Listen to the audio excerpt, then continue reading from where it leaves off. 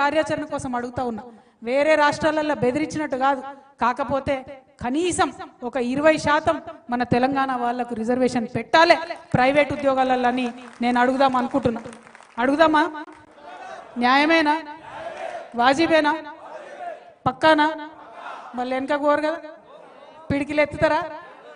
జై తెలంగాణ. తెలంగాణలో ప్రైవేట్ సంస్థలలో ఉద్యోగాలలో తెలంగాణ లోకల్కి 20% రిజర్వేషన్ ఇవ్వాలని చెప్పి తెలంగాణ జాగృతి తరఫున పోరాటం చేద్దామని ఈ సందర్భంగా నేను తెలియజేస్తా ఉన్నాను. అదేవిధంగా మరి ఇంతకుముందు తమ్ముడు వీరేందర్ సీతారాం కలిసి ఒక యాప్ ఇక్కడ లాంచ్ చేసినాం.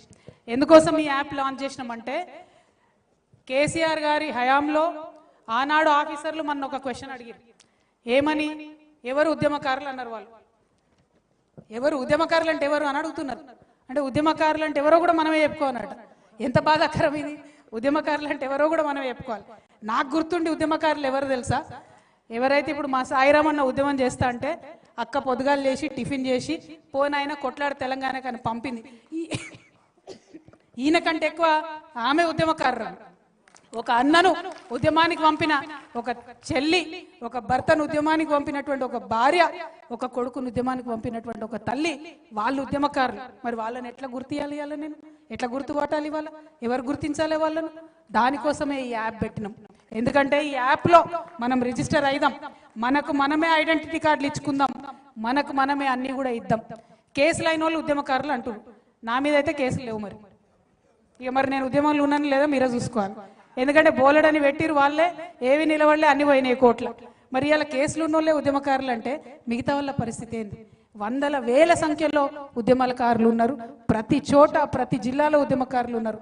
అందుకే ప్రభుత్వాలు గుర్తిస్తే సరి, వాళ్ళు కార్యాచరణ మొదలు పెడితే సరి. లేదంటే ఏదైతే మనం యాప్ లాంచ్ చేసినామో దాంతో ఇమీడియట్గా ఉద్యమకారులంతా డేటా కూడా తీసుకొని ఐడి కార్డ్స్ పెట్టుకొని ఇగో ఇవి మా ఐడి కార్డ్స్ అని సెక్రటేరియట్కి పోయి ముఖ్యమంత్రి గారికి ఇద్దాం.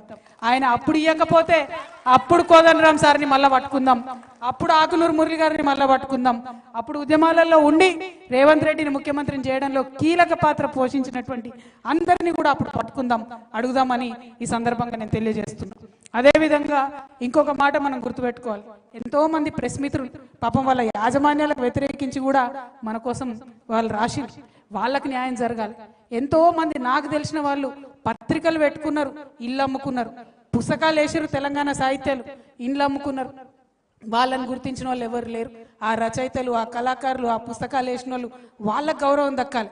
ఏదో ఒకటి చేద్దాం, మనందరం కలిసి ఈ యాప్ పెట్టుకుందాం. ఈ యాప్లో ఉద్యమంలో ఎవరు ఎంత కాంట్రిబ్యూట్ చేసినా సరే వాళ్ళందరినీ కూడా మరి గుర్తించి గౌరవిద్దామని చెప్పి నేను తెలియజేస్తా ఉన్నా. ప్రభుత్వాలు గౌరవించే కన్నా ముందు ఈ యాప్లో వచ్చినటువంటి డేటాకి తెలంగాణ జాగృతి సంస్థ నుండి ఖచ్చితంగా హెల్త్ ఇన్సూరెన్స్ మేము ఇవ్వడం జరుగుతుంది. ఎందుకంటే ఇది ఉట్టిగా చెప్తలేను నేను. కుత్బుల్లాపూర్ నుండి నాకు ఒక అన్న కలిసి చెప్పిండు, అక్క మా భార్యకు బాగలేకపోతే కనీసం హాస్పిటల్కి తీసుకోలేని పరిస్థితుల్లో నేను ఉన్నాను. సో ఉద్యమకారుల కుటుంబానికి, భార్యకు భర్తకు పిల్లలిద్దరు ఉంటే పిల్లలిద్దరికి, ముసలి తల్లి తండ్రి ఉంటే వాళ్ళిద్దరికి, మొత్తం కుటుంబంలో దాదాపు 6 మందికి తెలంగాణ జాగృతి నుండి ఆ యాప్లో ఎన్రోల్ అయిన వాళ్ళందరికీ హెల్త్ ఇన్సూరెన్స్ మేం ప్రొవైడ్ చేస్తాం. ఎందుకంటే మమ్మల్ని చూసి ప్రభుత్వానికి సిగ్గు రావాలి, మమ్మల్ని చూసి ప్రభుత్వానికి బుద్ధి రావాలి. కనీసం వాళ్ళు హెల్త్ ఇన్సూరెన్స్, లైఫ్ ఇన్సూరెన్స్ ఇవ్వాలనేటటువంటి ఆలోచన వాళ్ళకి రావాలని చెప్పి మా చిరు ప్రయత్నంగా ఈ ప్రయత్నాన్ని మొదలు పెడుతున్నామని కూడా నేను తెలియజేస్తా ఉన్నా. అదేవిధంగా మరి మీకు ఇంకొక మాట చెప్పాలని, చాలా మంది నేను ఎప్పుడైతే ఒక పొలిటికల్ పార్టీ పెడతా అన్నానో చాలా మంది నా మీద దాడి చేస్తూ ఉన్నారు, రకరకాలుగా మాట్లాడుతూ ఉన్నారు. దాడులు మనకేం కొత్త కాదు, 20 ఏళ్ళ నుంచి భరిస్తూనే ఉన్నాం. కాకపోతే మీ అందరికీ నేను ఒక మాట చెప్పదలుచుకున్నా, నేను అధికారంలో ఉన్నా లేకున్నా నా పక్కలు ఎప్పుడైనా ఉద్యమకారులే ఉన్నారు, పైరవికారులు లేరు. రేపటి నాడు కూడా పొలిటికల్ పార్టీ ఖచ్చితంగా పెడతాం. ఈ రాష్ట్రంలో స్వీయ రాజకీయ అస్తిత్వంతో తెలంగాణ అనే పదాన్ని తన పేరులో నింపుకొని, తెలంగాణ అనే పదాన్ని తన ఆశయాల్లో నింపుకొని, తెలంగాణ అనే పదాన్ని తన ఆచరణలో నింపుకునేటటువంటి పొలిటికల్ పార్టీ రావాల్సిన అవసరం ఉన్నది. ఖచ్చితంగా దానికోసం పెడతాం.